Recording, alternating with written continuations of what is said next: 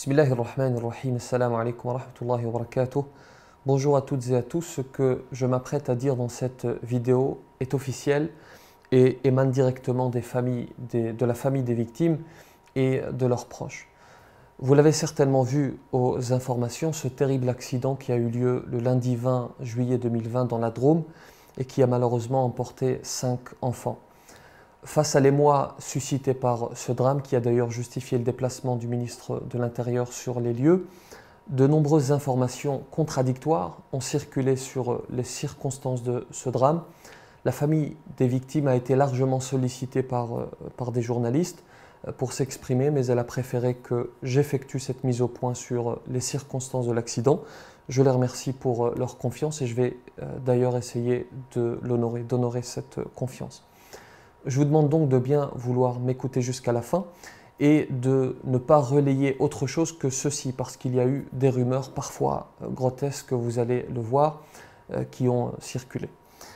À propos des victimes, d'abord, il s'agit d'une famille, on a dit tout et n'importe quoi, il s'agit en réalité d'une famille de Vénissieux dans la métropole de Lyon. Ils sont 6, les 2 parents, Yassine et Samia, et leurs 4 enfants. Tasnim, Anfal, Badruddin et Rayyan. Cette première famille en a accueilli une deuxième, Kahina et Mariam et Youssouf, ses 2 enfants. Kahina est la sœur de Samia. Elle vit en région parisienne. Elle était venue à Vénissieux avec ses 2 enfants pour passer des vacances en famille.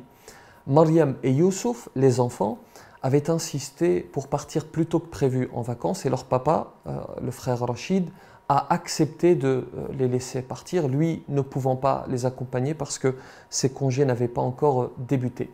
Il a accepté de les laisser partir, de laisser partir sa petite famille, donc son épouse et ses 2 enfants, pour les récompenser de leur excellente année scolaire, et il devait d'ailleurs les rejoindre plus tard. Il ne s'agit donc en aucun cas d'un papa polygame, comme on l'a entendu, d'un papa polygame avec ses 2 épouses et ses nombreux enfants. À propos de l'accident, il a eu lieu alors qu'il rentrait d'une sortie dans la région, une sortie en famille dans la région. Il n'était donc absolument pas en route pour le bled avec la voiture chargée de bagages, comme a pu le dire Jean Messia, un triste cire qui a certainement dû égarer son cœur au pays de la haine. La famille est de nationalité française, elle est originaire d'Algérie, mais de toute façon, comme vous le savez, les frontières de ce pays sont fermées en raison du contexte épidémique. Et il a pourtant dit ils allaient au bled. L'avant de la voiture a pris feu alors qu'ils étaient sur l'autoroute pour des raisons qui restent à déterminer. Une enquête a été ouverte et les détails viendront en temps utile. Ce qui doit focaliser notre attention pour l'heure, c'est le bilan humain qui est très lourd. Le voici d'ailleurs. Pour la famille originaire de la région lyonnaise, sur les 4 enfants du couple, 3 sont morts sur le coup. Tasnim, 3 ans, Anfal, 11 ans et Rayyan, 14 ans. Leur enfant de 8 ans, Badruddin, est brûlé au 3e degré sur 90% du corps. Son état est jugé hautement critique par les médecins.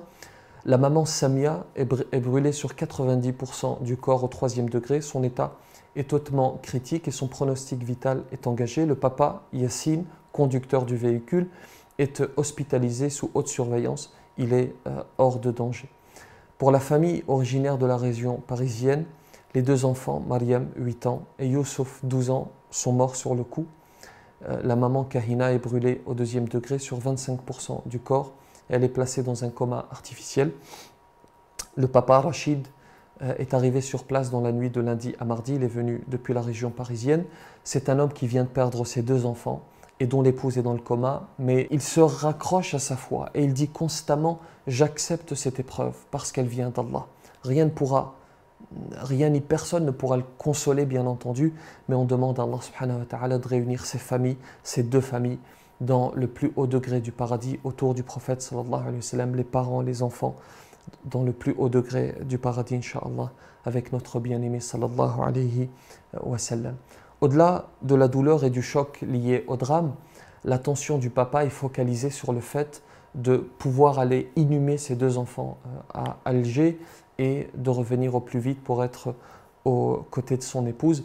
Je tiens également à signaler qu'un élan de solidarité sans précédent a fait suite à ce terrible drame. De multiples cagnottes ont été créées. La famille et les proches vous remercient pour votre solidarité, mais vous demandent de bien vouloir cesser de créer des cagnottes parce qu'il sera difficile de les retracer.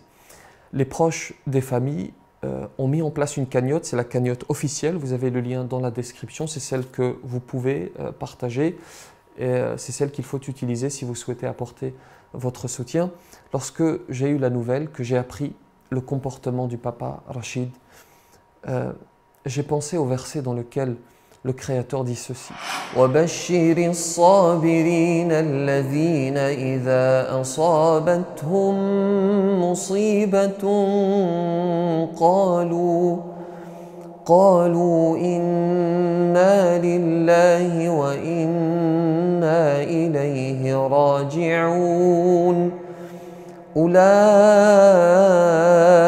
عليهم صلوات من ربهم ورحمة وأولئك هم المهتدون.